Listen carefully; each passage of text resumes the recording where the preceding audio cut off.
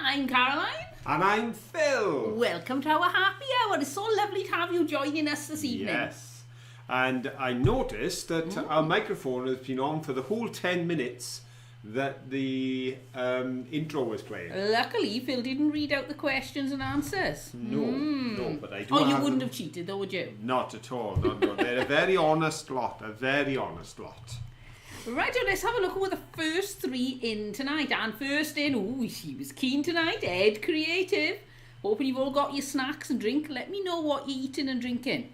Commenting. I know Ed's been busy cooking. And he also says audio and picture good. So there we brilliant. Go. Thank you, Ed, yes, for but that. Laura, I noticed, said, will there be sound tonight? As if we would not have sound. It's never happened. Much. Tonight we had too much sound because we had a microphone on the whole of the time. Right then, let's have a look. Oh, Ed's cooking teriyaki chicken and rice. All right, everybody round to Ed's. Pop the kettle on, put up a big kettle on, Ed, we'll be there now. All right, so we've got lots of people in tonight. We've got James Williams said, this is uncannily convenient because I just got done watching a Glastonbury tour. Happy first weekend of the summer and the same to you too. Yes, same to you, James. And let's have a look. What else we got? Lots of hellos. Oh, Kate and Oliver are here, but you're just popping in to say hello. So, hello. Hello. And let's have a look. We got anything else? I'm sure there's somebody else in that said something mentioned other than hello and hi and all the general friendly welcomes. Lexi did mention that the music feels very detective drama, she felt this evening. Maybe there's going to be a murder. Yes, and there were comments on the Glastonbury one as well. People picked up on the music and enjoyed the music as we were going around the shops and things. So glad that you're enjoying the music, folks. Oh, and Rachel was saying her mum was due a heart valve replacement last Monday, was cancelled. Oh, that must be so frustrating. Having it Monday, so I'm going to Blackpool tomorrow. Oh, we'll send her our best wishes and we can't wait to hear how well she does afterwards. Sure, it'll make a huge difference when she's had that done. And we've got, somebody's having beer and fish. Laura, tasty. And Ed said he doesn't have enough to share. Well, you'll just have to give it all to us then, won't you, Ed? You're going to be hungry going to bed tonight.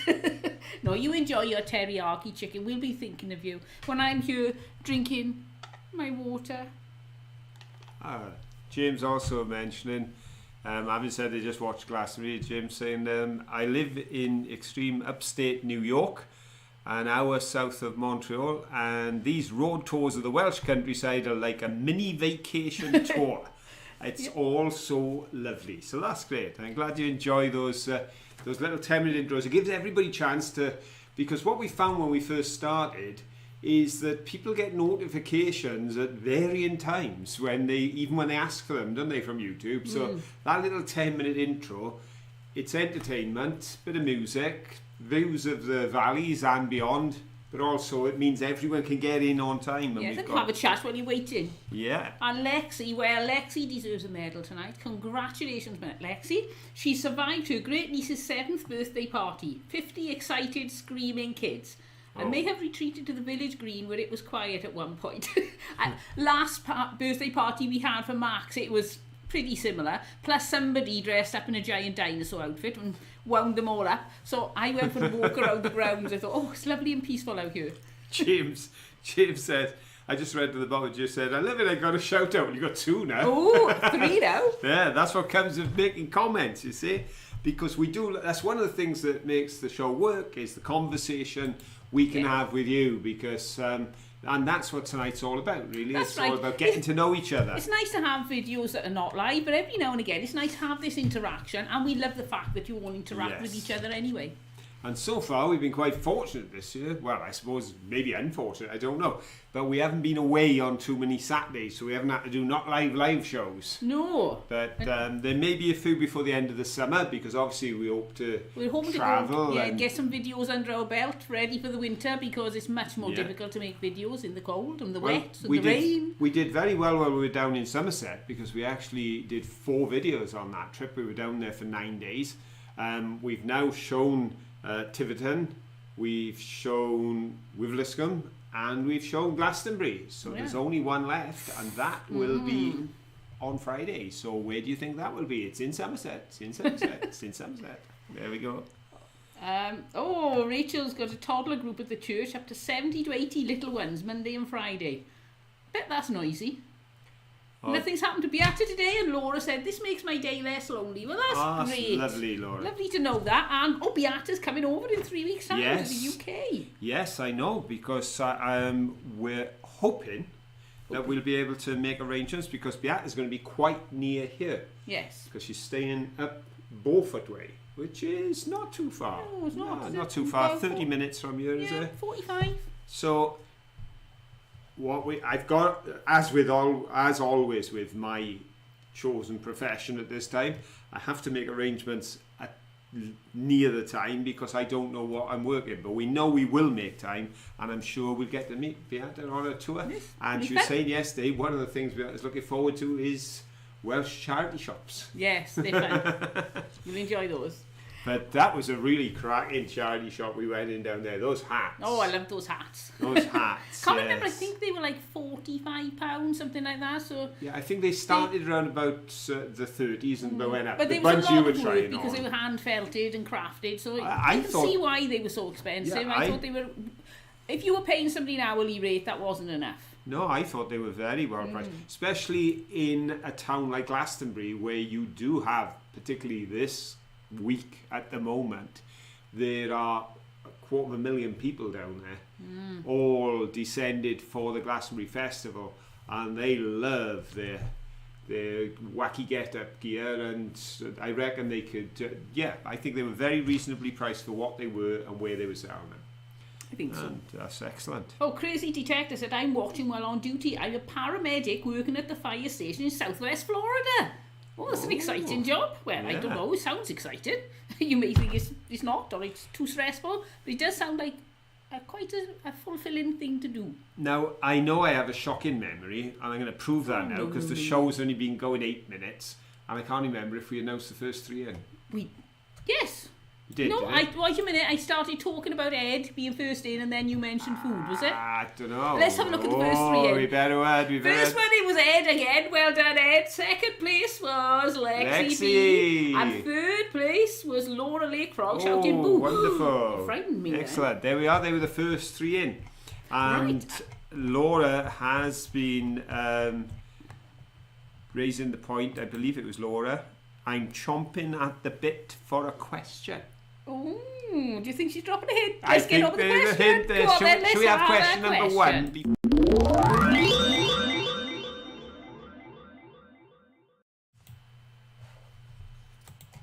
There we go. Okie doke. Well, I tell you what, seeing as we just mentioned the hats, I'll do a hat question. Why not? Why not indeed? Caroline did like those hats in the charity shop in Glastonbury. Yes. And I liked them too, and I thought she should have bought one, but she didn't. No, I don't have anything to go with a hat like that. But in the Middle Ages, there was an Italian city which was the hub of the world's textile and fashion trade. And it provided the makers of fashionable ladies' hats with the material that they used. What was the name of that Italian city? Was it A, Florence, B, Milan, or C, Rome? Go.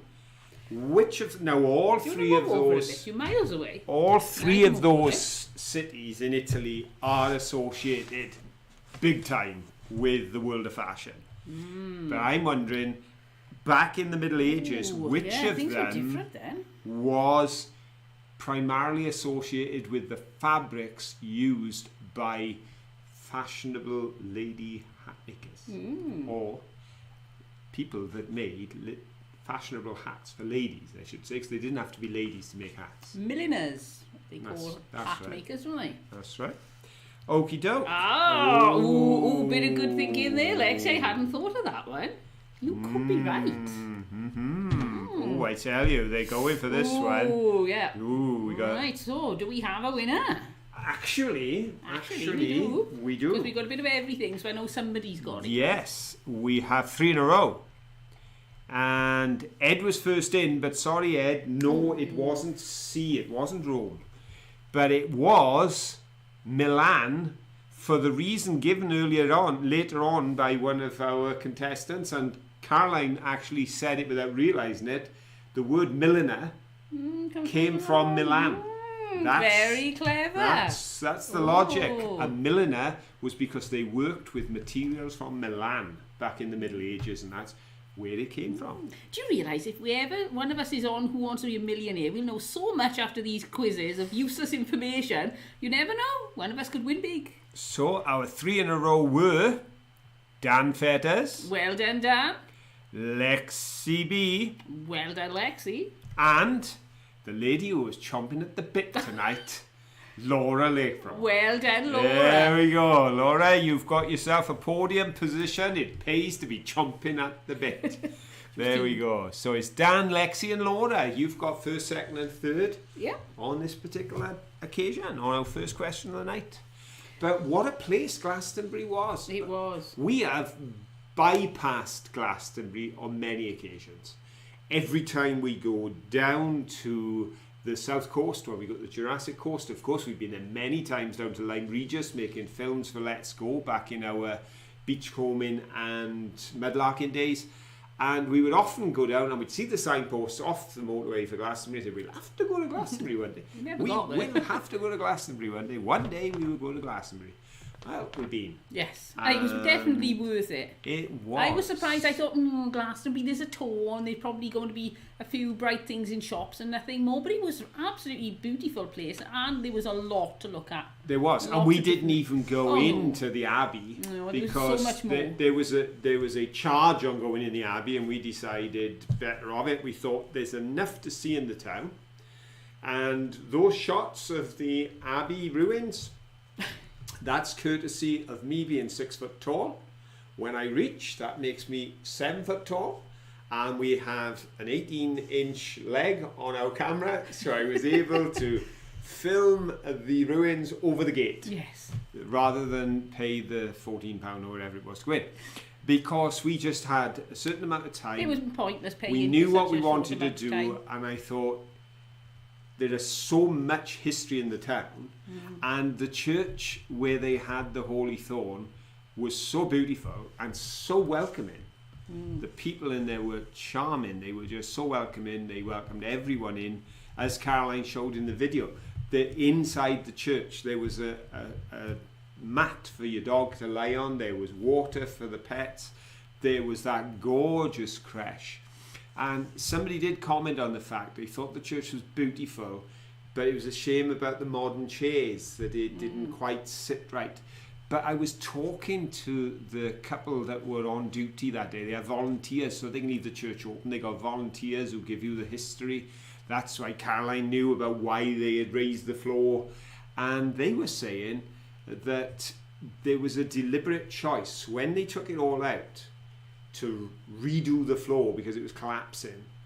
They made the decision, and of course they would have had to get permission, because I'm sure the building is listed, bound to be, to put in a new style chair rather than put the pews back, so that the church could be used in a relevant way for the 21st century. And I absolutely understand what people mean, because those pews were gorgeous with the carved angels on the sides. You imagine a row of those. They would look brilliant, and they would be so pleasing to the eye for those of us who go there just to look at it as a piece of art. But I was also very encouraged by the heart and the attitude of the people in that church, that they wanted to make it a functioning space that could be used today. So the balance was there, and that creche that they had behind us. Toys and as you said, that screen looked so regal and sort of so standoffish, and then you get behind the screen and it was just a free for all for any kids to have a wonderful time while their parents are in the church. We've, as you know, we visited numerous churches and buildings, and will do in the future. But I just felt that it was lovely that a building that had been around for the best part of 1,000 years was concerned not only with its history but with now, and wanted to share their history with the people of today, but also share the building with the people of today in a way that was beneficial to the community. So I thought that was lovely. And of course, Glastonbury does attract a vast variety of people, and they are just so open there to everyone. Come in. We were stood at the door and looking in, and he was beckoning me like this. He was calling me in, come on in. I think they worried that people will think, oh, I can't go in there. Yeah. And so they were trying to make us as welcome as possible. They were really encouraging, which was nice, because sometimes you go to these places and you do feel a little bit, well, we're going to go in there, but I don't think I'm going to feel comfortable. We certainly felt comfortable in there. Absolutely at home. And the lovely thing was as well, Caroline showed that beautiful plaque saying that this is a place of prayer, and do not leave without offering a prayer in this place. But there was another plaque out in the grounds, which I don't think we caught on camera, which simply said, everyone is welcome to use these grounds. Please feel free to settle down and take your time. All we ask is that you show respect for the tombs that people are around. Were using it, weren't they? And yet people were having picnics, sat on the ground. They were sheltering in the shade from the sun, leaning against the building. And rather than somebody coming out and saying, oh, you get away from there, they were saying, please come in, please use the grounds, but we do ask that you show respect. Obviously, that it's also a resting place for those who've gone before, which is great. Ed said, is that a saxophone that Manky has been playing? This somebody made for us a long time ago. And look, it's a gnome. He's smoking a clay pipe, and look who's in the pocket of the hat. Manky. And there on the side are my stripy wellies. So when we were mudlarkers, they've got this Phil's bag with some finds in the back, bits of china as well. Everything. That is Phil's stick. Do you remember Phil's stick with a V on the top? A thumb rest or thumb grip, they call that. So that was a very personalised and precious gift, and Manky decided that they were going to show it off. And then, of course, we've got this lovely tower here, which is more proportional to size-wise. And this was made on the Isle of Wight by Ceramic Crafts. I picked it up from the charity shop for £1, I think. This one. Just liked it, and you put the candles in here. That's where you can hear clattering. Burnt out already. So we've got got a gnome and a house, and they do look very similar, I think, anyway. I know they're completely different colours, sizes, and this one's a model and that one's a candle holder, but they are slightly connected. They coordinate. There's a tentative link. In their own special way, they coordinate. So right, there we go. How are we doing? Well, and how's the chat going? We can have another question. I think Good so. Grief.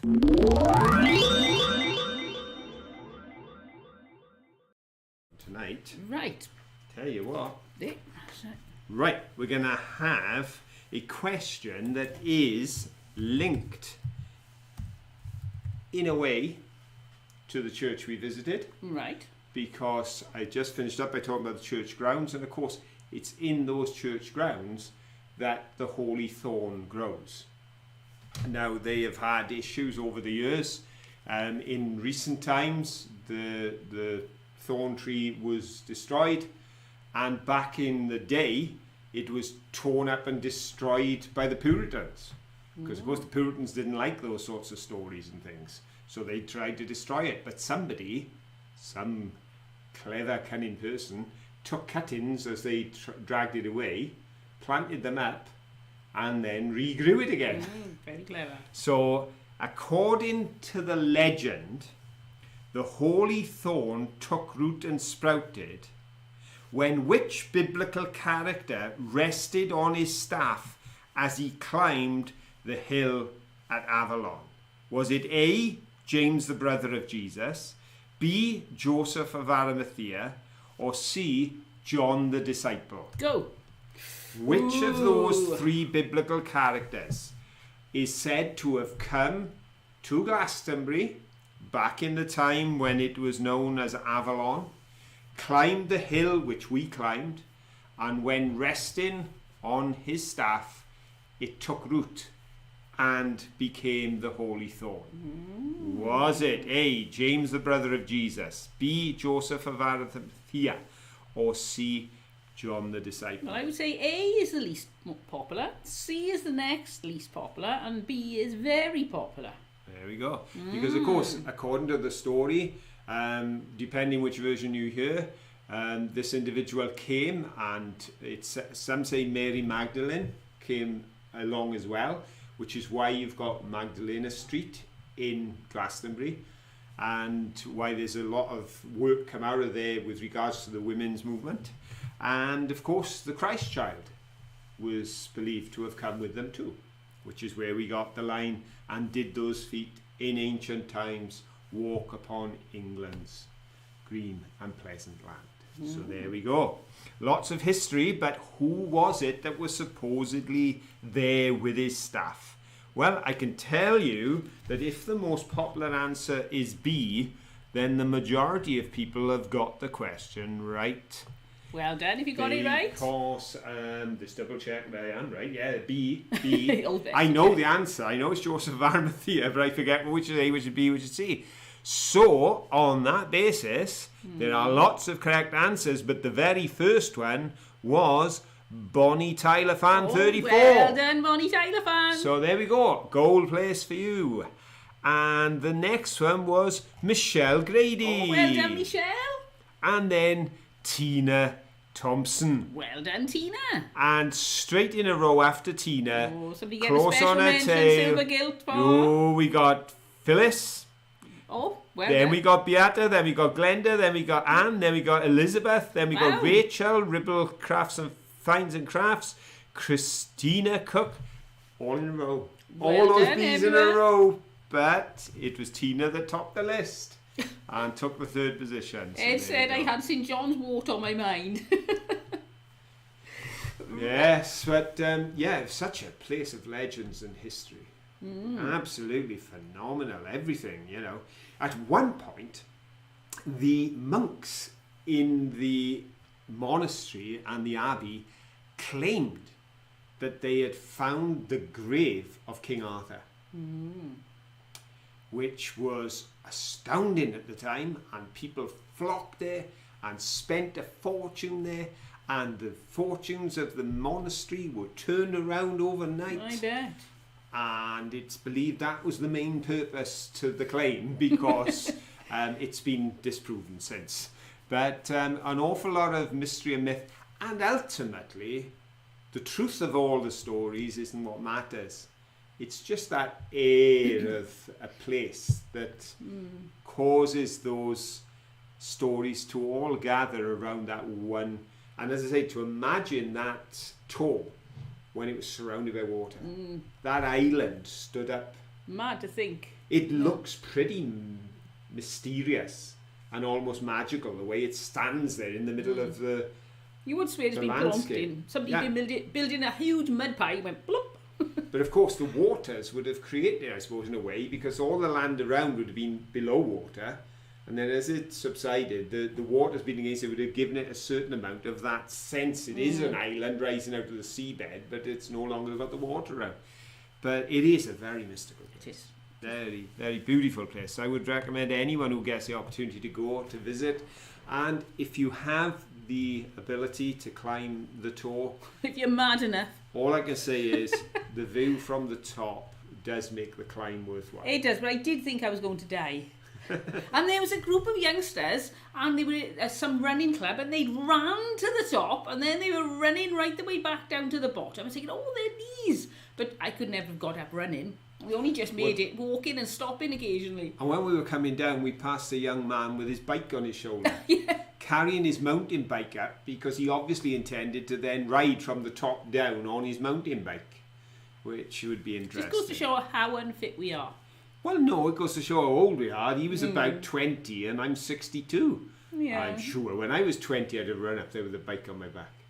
There's no defence, because whenever we've been in France cycling, we're cycling along and it's uphill and we're hot and sweaty and we're in lowest gear possible, and suddenly somebody, an octogenarian, will cycle past us on their bike going bonjour, and they got their baguette on the back, and they must think, oh, wimps.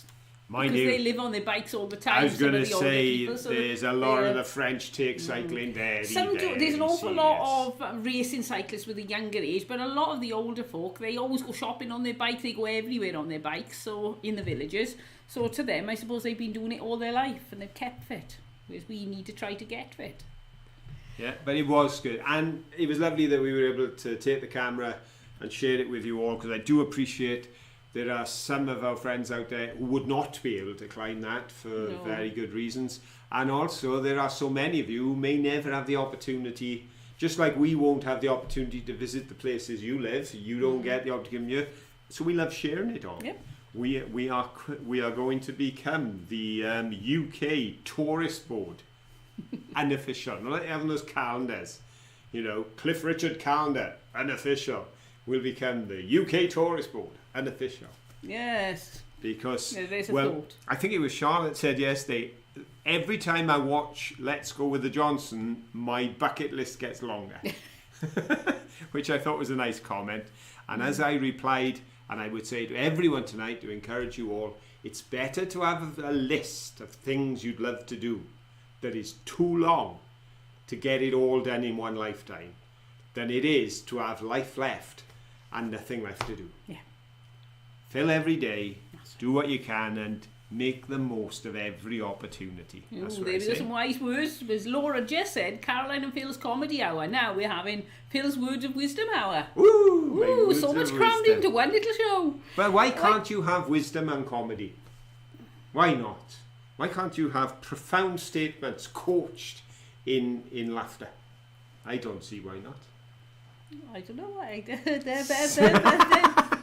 You haven't got to be either laughing or serious. Yeah, you can be seriously laughing and laughing. Laura said, I'll show you my world. If ever you want to send in a video of your area, it's just a couple of minutes. You're not going to do anything fancy or long. Just show us some of the sights you see or things. We'll put it. We'll put it on our live show, and everybody gets to see a bit of where you live. Then viewers' videos, we love them. We've had several in the past. We haven't had any in more recent times.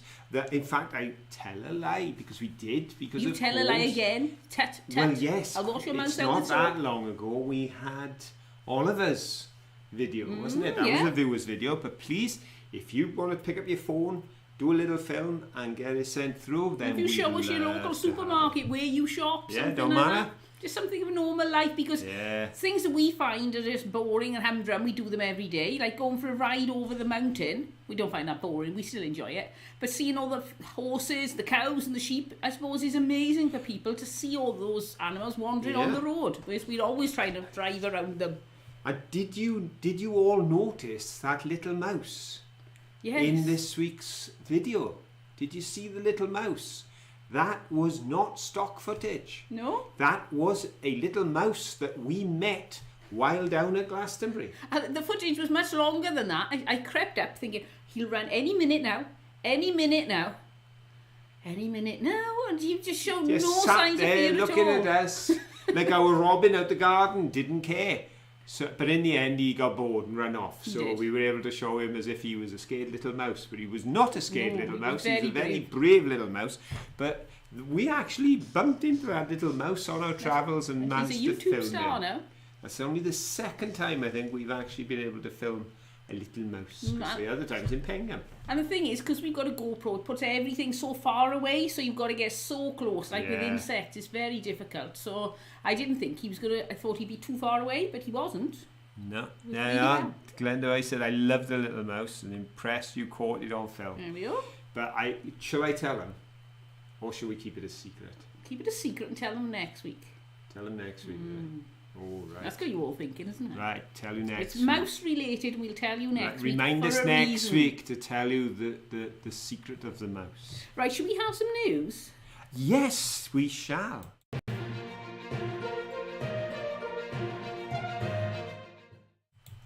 Right, I got some happy news sent in by Michelle Grady, so thank you, Michelle.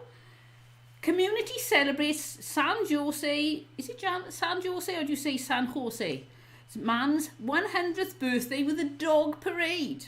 A San Jose man's 100th birthday celebration went to the dog Saturday, literally. Dr. Robert Moore's family put out the word on Nextdoor app asking people to dress up their dogs and parade them in front of their house to help their dad celebrate the milestone. The response was incredible. Alison Moore said she was expecting about 20 to 30 dogs to show up for her dad's party.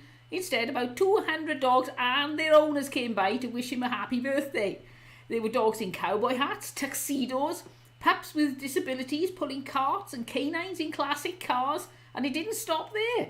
Even though most people didn't know Robert, they bought him flowers, cupcakes, made him drawings and posters. The Moore family said they were definitely touched by how the community came together to help their dad celebrate his 100th birthday, a birthday he will never forget. I'm not surprised. No. Can you imagine that? That must have been so much fun. Yes. And a lot different to just having a birthday cake and a card and thinking, oh, this is nice. You've suddenly got this parade going on. It's just unbelievable. It's not the sort of thing you think will ever happen to you. And I think what's lovely is the number of times this sort of thing happens when people decide, well, we'll do this, and perhaps someone will turn up. And people are always overwhelmed by how many nice people there are. And I think that's, for me, that's one of the underlying messages of a story like that, is, folks, sometimes the awkward people, the grumpy people, the nasty people, they make so much noise, they fill the space, and we think there's more of them. But there's a lot of nice people out there. And I think that was lovely that they thought, who knows, we might get 20 or 30 and 200 dog owners all filed past there. I think that's lovely. Yep. I think it's so encouraging. Michelle says Jose's with San Jose. So sorry, San Jose, saying San Jose. And Ed was saying he had a little mouse in his old house. I was at the PC and it sat on the keyboard, cheeky thing. We had a mouse once in our house and I could hear this noise in the headboard. I looked up and he was peering over the top of the headboard looking at us. That was not funny. You're far too close for comfort. One of the prices, it's one of the prices you pay for living in the countryside, is that these animals do not respect the fact that when you built the house on their land, you were expecting them all to move out. And they tend to like to move in, especially in the winter. Yes. Along with a lot of large spiders, we notice as well. They like to come in the winter as well. Not as large here as when we went to Bournemouth. It's much warmer climate down in Bournemouth because it's on the south coast. And I've never seen such big spiders. They were massive, and we used to give them names. We had Boris, Morris, Norris, Horace, and we forever find them around the house. And here we tend to have some average sized bodies with long legs or tiny bodies with long legs. These were big fat bodies on little stumpy legs. It was so like those much warmer down there, really. The climate, even in the winter, you know. So I think that may have had an effect. Beata said my cat bought a rat in once and put it under my bed. Not the nicest present, really, is it? Especially if you wake up to it in the morning. Ooh. Right then, let's have a look. Yeah. Where's he got? Oh, Lexi said that's a lot of poop scooping. Yes, I can imagine. 200 dogs. Some would have bound to have decided that they were going to do their business on the pavement. So lots of bags.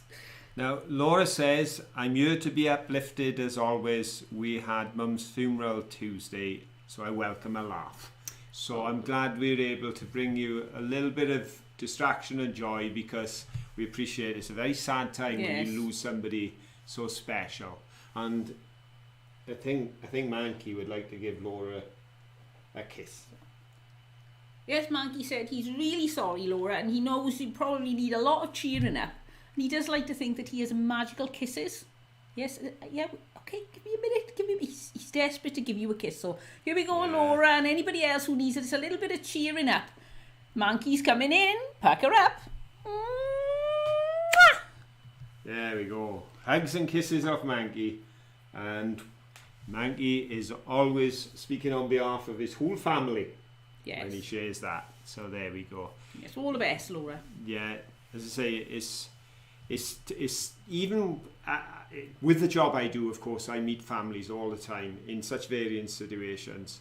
And yes, if you're dealing with a family and somebody is younger, the pain is different, but it's not less or more, because ultimately separation from people we love is always heartbreaking, but it's the joys that we've known I always say it's that legacy that money can't buy and no one can steal from you. The legacy of love and memories that you keep in your heart. That's what gives you comfort and inspiration every day. And I'm sure you have so many of those, Laura. And our thoughts are with you as you move forward and as you remember your mum. There we go. There we go. All right, then, shall we have another question? Shall we have another question?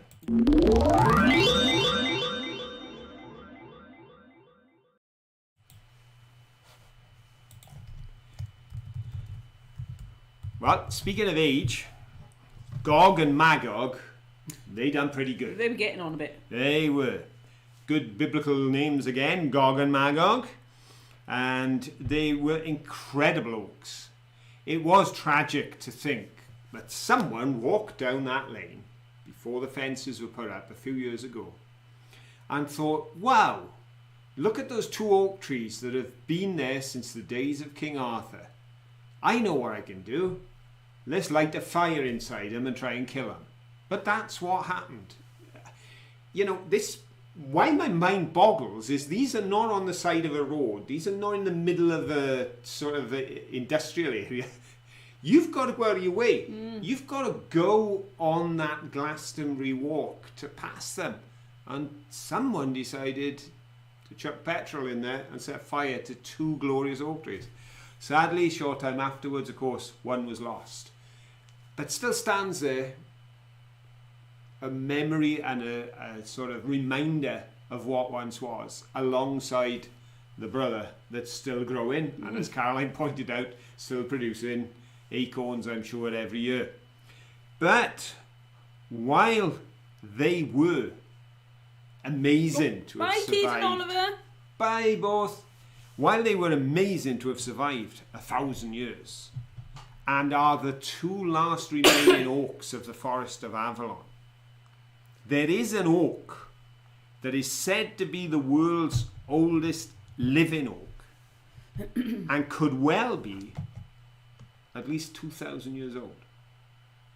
Ooh. So I want to know, where is that ancient tree? You need us to tell you. I'll tell you, and you tell me which one you think.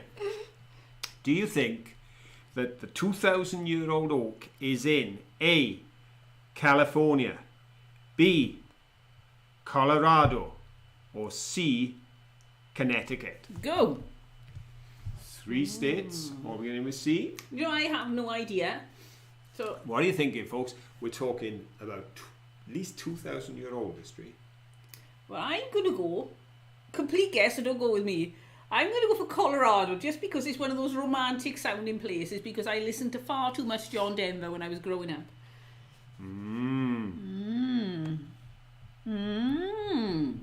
Oh, am I right or am I wrong? Well, I can tell you this much, whether you're right or wrong, Laura agreed with it. Well, there we go, me and you, Laura, together. So, whatever happens now, Laura, at least you know you're in good company. Whether you're right or wrong, you're in good company. We could be sharing the gold podium. Could well be. Could What well do you think? be. Yeah. Ed's backing off now, he's saying he could be wrong. Oh, the stakes are getting high. Well, here we go. Let's put Caroline out of her misery. I've already looked. She's not right. So, Laura, you're still in good company. Sorry, Laura. But I'm sorry, although you're the third answer, you missed the podium this time. But, Ed, you have no reason to regret, because A is the answer. It is California. So it's Dan Fetters, first in, correct answer. Ed Creative, second in, correct answer. Then sadly Laura went with Caroline and missed it, so that gives the place to Anne Goodwin. Well done, Anne. So we got Dan, Ed and Anne.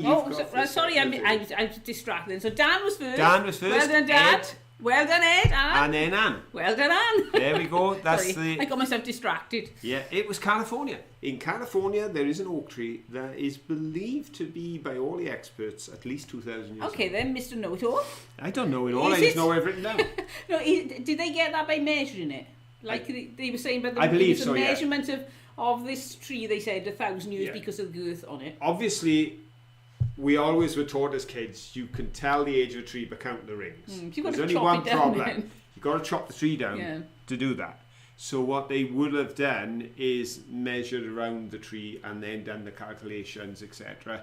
And perhaps they've done some carbon dating, I don't know, by taking samples. I haven't got a clue how they do it. I don't know if you can carbon date something that's alive. alive? No, probably not. Anybody know? Can you carbon date something It is living? interesting because the article I read said could well have been around for at least, and they used the word at least 2,000 years. So they have to be ambiguous because they haven't cut you down and checked. But they are confident that they're in that. So they're talking twice as long as That's a Gog and long Magog. time. And Gog and Magog are from the Forest of Avalon, which takes you back into that sort of time of myth and mystery at the turn of the millennium, when the Norman conquest and everything was taking place, and around that time. But then you're going back then with this tree, that would have been growing when Jesus was in Nazareth. Well, Jesus was anyway, probably, for the whole of but his you life. know, for his lifetime, because you're talking over 2,000 years. So there would have been a tree growing there in California when Jesus was a lad growing up, and throughout all of the biblical history of the New Testament, from the very beginnings of the New Testament right through to today, that tree has stood there, which is a long time. Well, Andrea said Methuselah is what they named it, I think. Now, that would be a good name for it, wouldn't it? And Dan said, is it a Joshua tree? I don't know. Sorry? I think it's called a sea oak, I think it was. SCA, I think it was. Glenda said there are bristlecone pines in Colorado that's supposedly 2,500 years old. I know we had old trees here, but missed the variety. So there we go. I wasn't completely off beam by thinking Colorado, even though that's not why I thought no. No intelligent reason. And that's why I was specific. I was only dealing with oaks. Yeah, because I suppose... Because obviously there are older trees. It's just inconceivable that something's been around that amount of time. Yeah. It's just such a long time. And you know, I know rocks and things like that have, but to have something living for that long. One of my favourite trees in the world is the ginkgo tree. And the reason I love the ginkgo tree is because in the autumn, the leaves, when the sun catches them, genuinely look gold. It looks like there's gold hanging from the tree. And they hold on for a long time before they drop. And they're covered in this yellowy gold foliage. And it's fantastic. But when I studied the ginkgo tree and looked into it, you've got pine trees which have got needles. And then you've got broadleaf trees, which is everything else. You know, our oaks and ash and everything else. But then the ginkgo is neither. And it is believed to be a prehistoric tree. It goes back to the dinosaurs and before. And they believe the only reason it actually survived was because they used to plant them outside temples in the Eastern world. And that's what kept them going for so long and kept them... And then they got imported and then they were brought to this country. And they grow massive, but they are amazing trees. Amazing trees. Well, Beata says she's got a ginkgo tree in front of her house. Very yellow in the autumn, yeah. And we'll be walking somewhere, we'll be going down the street, and then all of a sudden I'll see a leaf on the floor, and I'll say, there's a ginkgo somewhere, and you spot them straight away. They look almost like a golden fan. Yeah. Like a golden fan. It's absolutely amazing. There we go. That's very similar. That's why we picked that up, isn't it? Ta-da! Pretty much like that. That is based on the shape of a ginkgo leaf. And I saw it, and that shows how much I like these trees. That was £1 in a charity shop, and I said, I'm going to take that home. I'm going to have that because I do love the ginkgo tree. And when we lived in Bournemouth, there was a cottage around the corner, and it had a ginkgo tree in the garden. Now, when I say garden, the front garden of this place was about 10 foot by 20 foot. The tree circumference at the base must have been about 3 foot. The cottage was probably about 20 foot high, and the tree was probably about 50 foot high. So this tree, when they planted it, must have looked very nice. Oh yes, a little shrub sort of thing in but the corner. Now it was huge, but the leaves off it we lived down the street and round the corner, and the leaves would blow down into our street, and we would see the golden ginkgo leaves on the floor. We really better have another question. Look at the time.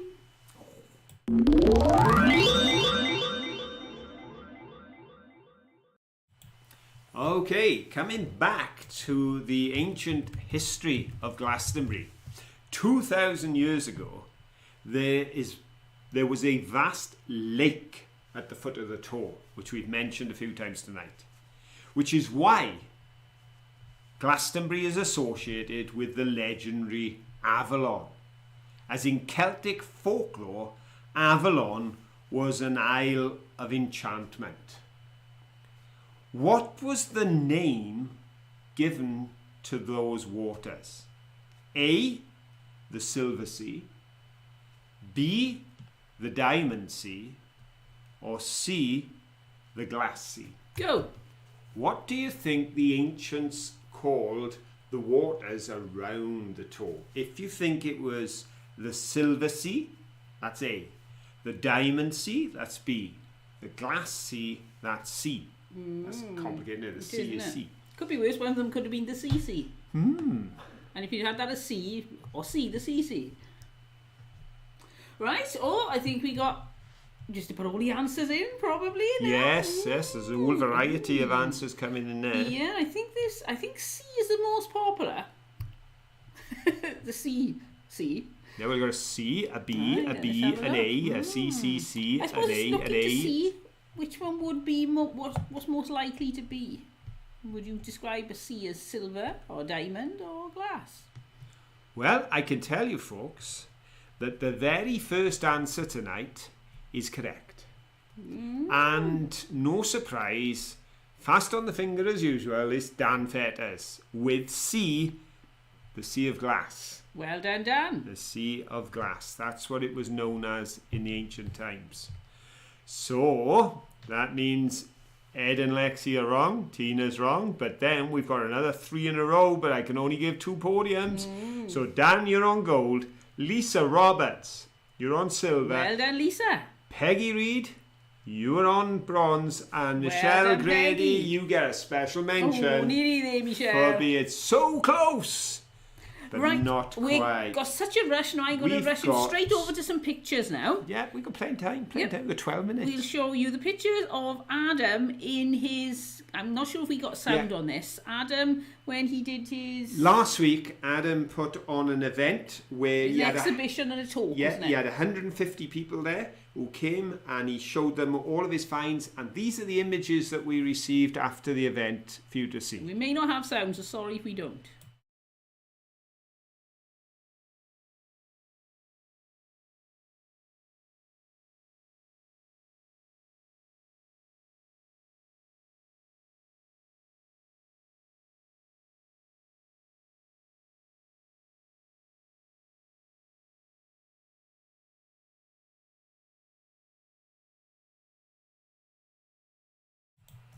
So there we go. As we said, for some reason, we got to get tech support sim on it. When we put up pictures, we cannot... Well, we can speak, obviously. You can't shut me up. You can't hear us. But you won't hear it. So, but they were self-explanatory, I'm sure. And you could see the images there. And thank you to Adam for sending them. And again, congratulations, young man. You will go places. You were building in confidence all of the time. And to take on something like that and to draw 150 people to come and see those things, and so beautifully displayed and such a lovely setting. I know, you did a great job, so congratulations, Adam. Well deserved all the success you get, and I know you've got a lot more success coming yet. Yeah, absolutely. Oh, hello, brilliant. Alex. Brilliant. Now then, shall we have some more happy news? Yes, go on then. We did need another jingle? Oh, definitely. Go on then.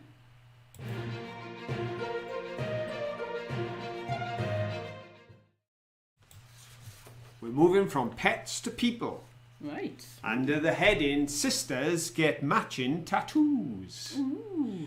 Yep, 4 close sisters in North Carolina decided to get particularly unique tattoos after their youngest sister, Mimi, who has cerebral palsy, required major surgery.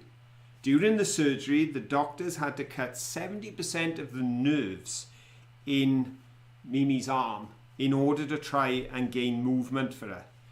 But the operation left her with several, as they described, glaring scars. So big sis Camille, 23, came up with the idea for all the sisters to get matching tattoos of Mimi's latest scars, despite each admitting they not typically tattoo type people. And I know their mum wasn't either. She did not approve of tattoos. But she made an exception on this occasion because Camille, Claire, 25, and Mimi's twin sister Tess all got tattoos on their wrist, copying from a photograph of this red line tattoo on Mimi's arm. And then the sisters went even further because there was a second scar that was visible when Mimi wore a short sleeve top. So they all had that scar added too.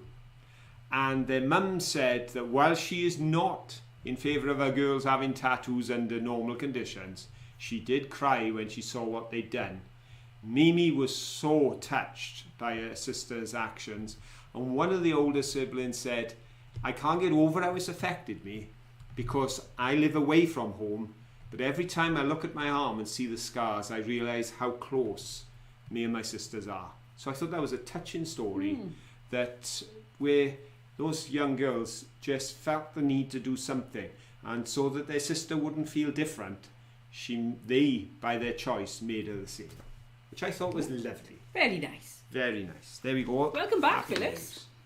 Happy news. There we go. Right. Now we've got photos that are related to last week's show, because these came in just a little too late for us to upload for this week's show, and these were sent in by Paul and Christina, I believe. Yeah. And it's their trip to Disneyland, but it wasn't Paris.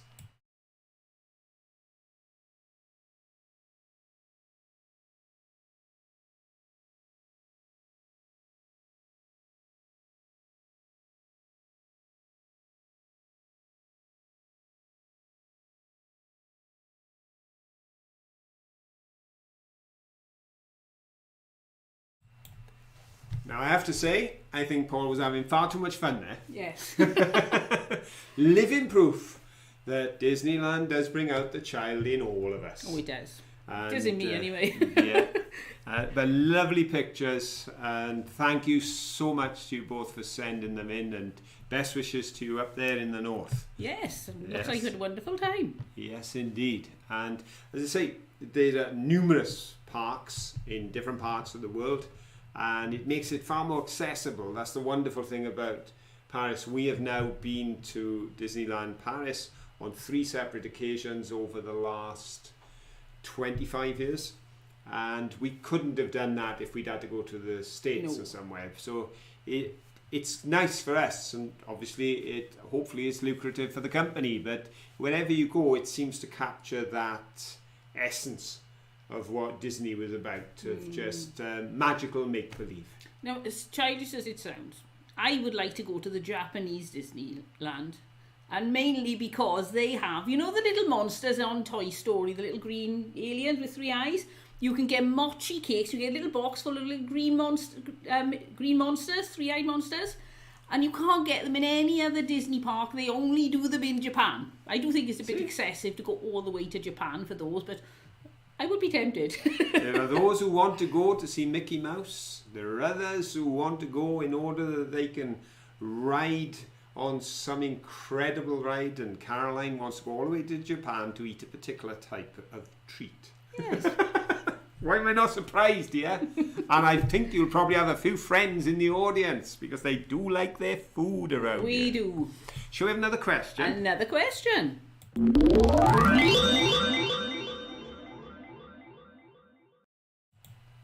Now, I know the William Blake poem that I used was quite popular on this occasion, and there were people that really enjoyed the words of the poem and liked the hymn.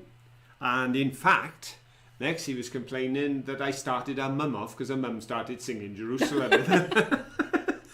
Obviously, we could not get a recording of the music that we were allowed to play. No, because even if you can get an orchestra playing it now and it's out of copyright, the fact that orchestra now is playing it, they own the copyright to that particular version. So, it gets very technical. If a choir's singing it, they own it. But of course, as the poem itself goes back another 100 years before the hymn was written, then we were able to use the words of the poem, which is what I did. And this question is related to William Blake's poetry. Because William Blake, the English poet, wrote the poem Jerusalem that was then set to music, set out to bring real change in society. Many of his works were, in their time, extremely controversial. For instance, using the term dark satanic mills would not have been popular with the mill owners at the time, but he wanted to make a point about the people, and he did it very effectively. But in his day, they tried to suppress his work. He was not widely known. He was not respected during his lifetime. However, it is due to the issues that he addressed that he is now considered a groundbreaking figure of history. And his poetry is appreciated around the world. And my question is related not to the Jerusalem poem, but to another poem he wrote. And I want to ask you, what animal is William Blake, the poet, referring to here when he wrote, "When the stars threw down their spears and watered heaven with their tears, did he smile his work to see? Did he who made the lamb make thee?" Was it A, the lion, B, the tiger, or C, the bear? Go. Oh, there are. Peggy's with me. There are. Peggy, we'll go together and buy some mochi cakes. So, which animal was he referring to? Ooh. The title of this poem is the name of an animal. Was the title lion? That'd be A. Tiger? That would be B. Or bear? That would be C. When the stars threw down their spears and watered heaven with their tears, did he smile his work to see? Did he who made the lamb make thee? She's making a comparison between the lamb and this ferocious animal. Which is very deceptive, possibly, or very descriptive. See, so he's making that comparison between the lamb and this very ferocious animal. Which one do you think it was? It said B, and then he said C, just in case. That's worth a go. He's a terror for doubting himself, that boy. Terror for doubting himself. Have belief in yourself, young man. Right then. Well, we've got... Anne said C, and then, no, it's actually A. Everybody's a bit indecisive today. I can tell you this, folks. We don't have to go far to find the first correct answer. Because the first correct answer goes to the man who doubted himself yet again. First top answer, Ed Creative with B. Well done, Ed. Because the poem is called Tiger, Tiger. That's the poem, Tiger, Tiger. And he was immediately followed by a gentleman who we've heard quite a bit from tonight in this competition, Mr. Dan Fedders. Well done, Dan. And then another person who's been on a podium previously, Bonnie Tyler fan. Well done, Bonnie Tyler fan. So it's Ed on the gold, Dan on the silver, Bonnie Tyler fan on the bronze, and a quick mention for Chel 9, Lexi B, Rachel Bailey, Lisa Roberts, who 4 in a row had B, but they didn't get him fast. Well done. So there we go. Yeah, Tiger, Tiger. That was the name of that particular one. Now then, we've got 1.4 minutes left. Well, that's very accurate. I know. 1.3 now. Yeah, it's slipping away. Tick, tick, tick. And we have to settle that question of dispute that comes up every single week. Brace yourselves. Are you ready, folks?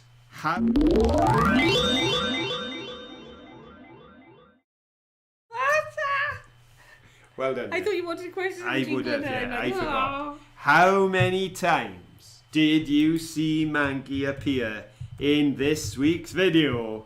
Was it 1, 2, or 3? Go! Ooh. Ooh. Oh, we got some descriptions coming in again from Ribble Finds and Crafts. Well, I think they got them all this week. Yeah. I try not to put them all in just obvious and make it a bit more fun. So sometimes you just get that fleeting glance. No, I think pretty much everybody has got at least 2. Yep, there's nobody's come in with just the 1. And nobody so far has said, actually, Phil, there's 4. Yeah, he was in your pocket. That can happen sometimes. Yeah, because at one point I had to take him out. What did you do? You put him somewhere, didn't you? And I said, I can see him. Yep. So, right there. he does love to be on camera. Manky, not Phil. Now, the good news is, for Ribble Finds and Crafts, you're absolutely right. It was 3 times. And it was on that monument in the town. That was the only time in town. Then on the fence post when we looked over the view. And then on the tower on top of the toe. So you've got all that correct. But because you wrote such a long message, you're not in the first 3. So you were actually 4th after the go. Oh, that would have been close. And the wouldn't it? 3 before you were correct. So again, it's the first 3 have got it. And a special mention for P. Mitch, because theirs came in and in a galaxy far, far away, Darth. Both of them got it right, but it's appearing on my screen mine came up before early. the go. So, P. Mitch, you're correct. Darth, you're correct. But then we get the go. So the podium places have to go to the people after the go. So they go too. Peggy Reed, Well you get done, Peggy. gold. Ed Creative, you get silver. Well done, Ed. Judy Erickson, you get bronze. Well done, Judy. There we go. Well done. And a special mention to Ribble Finds and Crafts. Have been for so obviously, accurate. yes, for giving us such a detailed account of Manky's Well, the appearances. show's over now, and I'm going to have perhaps a cup of coffee if I'm lucky, and Ed's off to have his teriyaki chicken. Oh, he didn't eat it during the show, I did don't he? know, I assume you didn't. I didn't Oh, he hear you probably chewing did. and munching. I reckon he'll have ate it by now. I reckon he's ate it.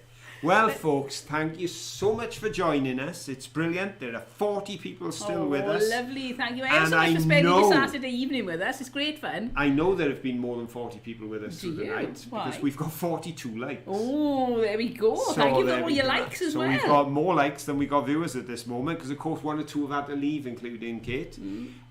Wonderful to have you with us. Thank you so much. You make the show. You honestly do. We wouldn't be here if you weren't there. And just to let you know, it's pointless rushing around Wes because, yes, he did eat the teriyaki chicken. Oh, so Oh, well. I won't bother go out tonight then. we've got a video coming out for you on Friday. It'll be our last video from Somerset. Yeah, so And where see is if it you to? can work out where it is. Right, so we'll see you all next time, but until then, don't forget, have fun. Bye. Bye.